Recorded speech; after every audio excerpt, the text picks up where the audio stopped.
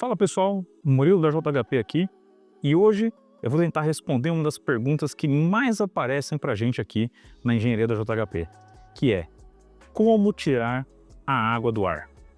Bom, eu vou dar duas respostas. Uma mais curta para quem quer uma resposta rápida e depois eu vou falar um pouquinho mais, uma resposta mais longa que eu vou entrar um pouquinho na teoria da água no ar, né, e o porquê que cada um dos componentes é tão importante. Então, a resposta curta, para você que está querendo uma resposta exata, você tem que se preocupar com duas coisas. Algo que separe o condensado da água, que normalmente são utilizados filtros separadores de condensado, para tirar aquela água que já está líquida no ar. Em segundo lugar, você tem que se preocupar com secadores de ar na linha, sejam eles refrigerantes, sejam eles químicos. Os químicos normalmente utilizados em laboratório têm ponto de orvalho de até menos 40 graus Celsius. Os refrigerantes têm pontos de orvalho de 3 graus, 4 graus, para que a gente evite congelamento da água, fazendo com que o secador pare de funcionar. Então, essa foi a resposta para você criar uma resposta mais rápida. Agora, uma resposta um pouquinho mais completa. De onde vem a água no ar? Bom, a água no ar, basicamente, ela está naquilo que a gente chama de vapor de água.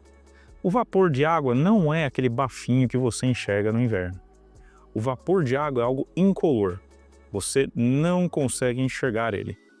E ele basicamente é medido através de uma grandeza da termodinâmica chamada ponto de orvalho. Então, quanto mais vapor de água no ar, maior é o ponto de orvalho, né, que você tem ali da água no ar. O que é o ponto de orvalho? É a menor temperatura possível para que você tenha uma condensação de água. Ou seja, se a gente fala que o ponto de orvalho lá do ar está em 10 graus, significa que quando o ar chegar em 10 graus, a água vai condensar. Eu gosto de explicar que a umidade no ar é mais ou menos quando você tem ali uma esponja, né? Quando você comprime um ar comprimido, você gera água líquida. Quando você pega uma esponja, daquelas que você tem mesmo na pia, e aperta ela, você vai notar também que vai condensar a água da esponja. Que aquela água que está acumulada nela é a mesma coisa com o ar. Então, quando você comprime ar comprimido ali no compressor, aquele vapor de água vai também comprimir e você vai gerar água líquida, água condensada, certo? Você também tem outros problemas na sua linha de ar comprimido. Também quando você tem um ar que cai de temperatura, você pode acabar gerando água líquida por conta justamente desse diferencial de temperatura negativo. Ou seja, se você tem um ar que está 100% saturado de umidade, né? Para quem já ouviu falar de umidade relativa, é uma unidade que vai de 0 a 100%. Então você tem um ar ali a 20 graus Celsius que está saturado a 100%. De repente, esse ar caiu a temperatura para 15 graus. O que vai acontecer é que esse delta de 5 graus vai condensar uma quantidade de água. É possível fazer esse cálculo. Para aqueles que estão estudando engenharia mecânica, você vai ver isso em termodinâmica 2 ou em fenômenos de transporte. Você vai conseguir calcular quanto de água vai condensar. Pois bem, mas por que isso tudo é importante, Murilo? Vamos lá, vamos começar então com a água que é formada no compressor de ar. Normalmente, quando você tem água ali formada no compressor, você tem que colocar uma peça depois dele, que é o que o pessoal chama de pulmão ou reservatório, né? E desse reservatório, normalmente você tem uma purga embaixo dele. Para que serve essa purga? É para justamente ir purgando essa água inicial que é condensada pelo aumento de pressão do ar. Como você comprimiu o ar e condensou a água dele, vocês vão ter um ar 100% saturado, umidade relativa 100%. Então qualquer coisa, qualquer variação de temperatura, você vai fazer com que a água condense desse ar. Então ele vai estar lá um ar com vapor de água 100%.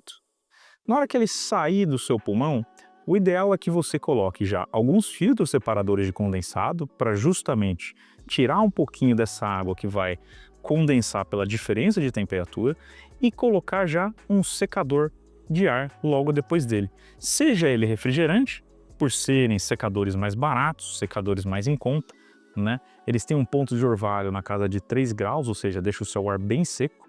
Não vi nenhuma região no Brasil, ou muitas regiões no Brasil, que cheguem a 3 graus Celsius numa temperatura de operação normal, tirando algumas cidades lá do sul do Brasil, que são casos muito específicos, né? Então 3 graus Celsius é bom o suficiente.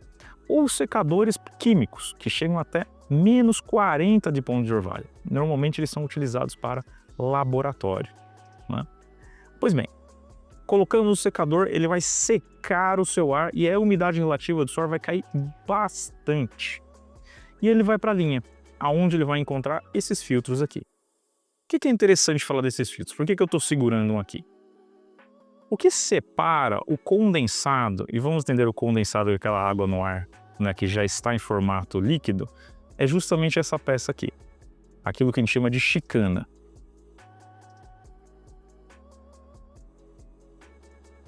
Se vocês forem notar, elas são algumas aletas que vão fazer com que o ar seja centrifugado e jogado para a parede do copo do filtro. Isso faz com que a água centrifugue e vá para o final do filtro e cria uma zona de calmaria, que a gente fala aqui, onde acumula água. E aí, se você tiver um dreno manual, você vai abrir a valvulinha do seu filtro e vai cair a água. Se tiver um dreno automático, à medida que a boia sobe, você vai purgar aquela água de maneira automática. Então, se você compra filtros de ar, você vai encontrar normalmente essa chicana se for um filtro de uma boa marca. Ah, Murilo, se eu coloquei um secador, né? Como é que vai acabar passando água para ali para frente nas minhas instalações pneumáticas? Muito simples. Se você tiver um secador refrigerante, quando você liga ele é uma máquina térmica. Então ele precisa entrar em regime permanente para que ele consiga tirar a água do seu ar, beleza? Quando você compra uma geladeira nova, você liga lá na tomada, ela demora um tempo ainda para refrigerar, correto? É a mesma coisa com o secador. E esse tempo que ele demora para refrigerar, normalmente passa água.